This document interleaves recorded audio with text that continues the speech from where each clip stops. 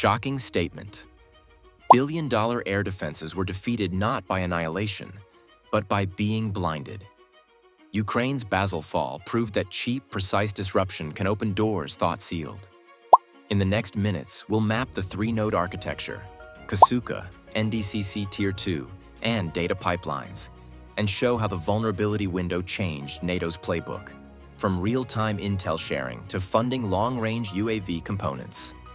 Watch this to see why timing, not tonnage, is now the weapon of choice. Before we move on, please take a moment to subscribe to the channel and like the video. So here's the rub. If Moscow layers S-400s, Pantsers, and overlapping search radars, how do two upgraded MiG-29s arrive over the NDCC without setting off a single clean alarm? The answer starts with a blindfold, not a battering ram. Drones didn't break the wall. They shaded it. A moving shadow rolled ahead of the aircraft, and for a short window, the city's picture lost edges and contrast. That shadow was built by a 50-drone FPV wave, split into 5 groups on staggered clocks, each skimming at tree height.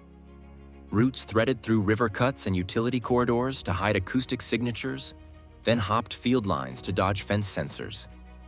Each group carried an encrypted timing package, syncing pushes down to seconds, so returns would stack wrong on consoles. The risk was brutal. If one block missed its mark, the seam closed and the MiGs hit a lit corridor. Operators only need one clean track to cue a shooter. The drones needed dozens of dirty ones to keep eyes off the seam. The stake wasn't missile tubes. It was the three-node architecture that made Moscow see. Kasuka, the electronic warfare hub that scrubs and shapes the air picture. The NDCC data pipelines that move tracks between sectors and fuse them. And the NDCC Reserve Command Tier 2, the hard backup that holds the map when the main node coughs. You don't win by smashing launchers. You win by making their data late, wrong, or both. A launcher with a cloudy picture is a statue. Saturation logic drove the formation design. 5 ingress azimuths meant operators had to pivot attention across their scopes, never settling. Channel capacity on certain radars and links has ceilings. Push close to those limits and metadata gets throttled. Handoffs slip, tracks split, and false returns grow. An encrypted schedule kept waves from bunching, so peak loads arrived in pulses that hit different sectors out of phase. That dilutes focus. Humans start resolving one cluster while a cleaner path opens 3 sectors over. The consoles look alive, but the timeline falls apart. The aircraft were not stock. Airframes wore low observable polymers on leading edges and intakes. IR dampers cooled exhaust plumes, shifting signatures toward background clutter. Digital camo patterns broke up returns on frequency-agile sets. Claims around detection reductions centered on the first and second look. Thinner radar energy coming back on the first sweep, and less coherent confirmation on the second. But none of that matters if you ride high. Low-altitude ingress is what turned those marginal gains into a whole. Ground clutter, terrain folds, and man-made noise gave the coatings and dampers something to hide in. Here's the micro scene that flipped the console floor. A decoy cluster climbed fast on one flank to pull lookup modes. Those sets light up, filters widen, operators go heads up searching for high-speed profiles. Meanwhile, the main body stayed crouched in the terrain, stepping under power lines, then over forest breaks, with timing keyed to the sector's routine scan lull. The decoys threw off clean speed and altitude numbers, then feathered in noise to birth false tracks. Track IDs multiplied. Some drifted off and died, others fused with ghosts. The real threat crossed the seam when eyes were digging in the wrong sky.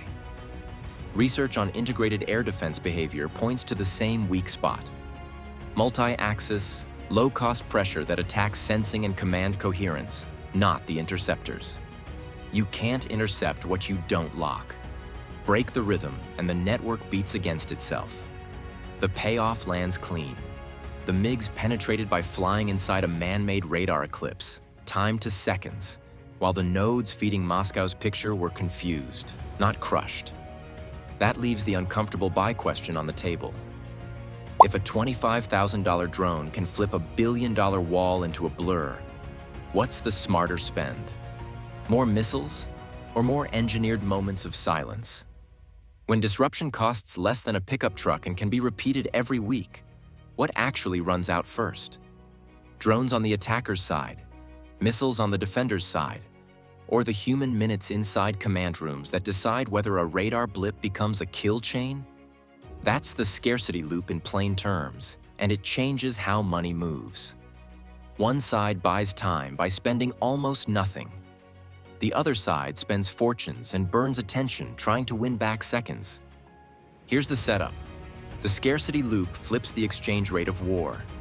Attackers spend dollars to waste defenders' minutes. Defenders answer by launching million-dollar interceptors and tying up skilled operators to kill threats priced like a family car. Every launch drains magazines and mental bandwidth. Every false track chews up review cycles and cross-checks. The bill shows up in empty VLS cells, tired crews, and stressed data links. You don't lose because metal runs out. You lose because the clock does. Old doctrine says buy more interceptors and expand magazines. The new reality points somewhere else. It demands resilience on the sensing side, automated filtering that sorts noise faster than humans, and data pipelines that move clean tracks across borders without lag. If the weak point is coherence, not firepower, you fund the parts that hold the picture together when the board goes noisy. 3 lessons translate into procurement shifts. First, blind the defender. That means counter UAS tied to EW in the same loop, not in separate stovepipes. Jammers, passive RF mapping, and decoys need a fused brain so they can strip guidance, spoof cues, and flag what's real. Second, small tools are strategic. Mass cheap swarms deliver effects usually reserved for high-end platforms. That makes expendable airframes, interchangeable payloads, and field-built munitions a core line item, not a side program. Third, timing beats force. AI-driven kill chains cut the weight between detection and action, and a common operating picture with lower latency keeps sectors in step so windows open on command and close just as fast. You can already see the policy shift. NATO has moved to expand real-time intel sharing across national lines and reduce friction between feeds. Allies are exploring funding for long-range UAV components and modular EW pods that bolt onto different airframes, letting small teams tailor effects without waiting for bespoke jets or satellites. It's a bet that agility and speed of integration, not one perfect platform, will hold the edge when screens flood. There's a debate riding with it. Critics warn that tighter timelines push escalation risk, that crowded spectrums invite electronic fratricide, and that brittle autonomy can fail in unexpected ways. Proponents answer that affordability and speed matter more than platform prestige, and that layered autonomy with clear human guardrails keeps risk bounded while shifting the exchange rate back in their favor. Services are testing with their own kit. Navies are rethinking how many VLS cells they keep for long-range missiles versus allocating space, weight, and power for soft kill suites that can be reprogrammed overnight. Armies are trialing layered counter-UAS that pair DIRCM with passive sensors and deception emitters, trying to create fog for the attacker while keeping blue forces from jamming themselves. The goal is not a silver bullet. It's a mesh that stays coherent under stress. And the mini payoff lands where the screens first blurred. The 3 nodes that flipped the switch were the Kasuka EW hub, the NDCC data pipelines, and the NDCC Reserve Tier 2. Those seams turned armored defenses into noise by starving shooters of clean, timely tracks. That's the procurement memo written in plain language. NATO's next dollar goes to what buys back time: hardening sensors against spoofing, autonomous filters that triage faster than human eyes, and swarms that build or close vulnerability windows at will. So, is this a one-off wake-up call, or the opening chapter of a doctrine where seconds, not missiles, decide outcomes? Governments should pivot toward low-cost, high-tech tools that degrade enemy sensing while preserving traditional systems as a hardened backstop. Cheap tools already created strategic shock. The race now is mastering timing before it becomes the new normal. and before the other side learns to steal it.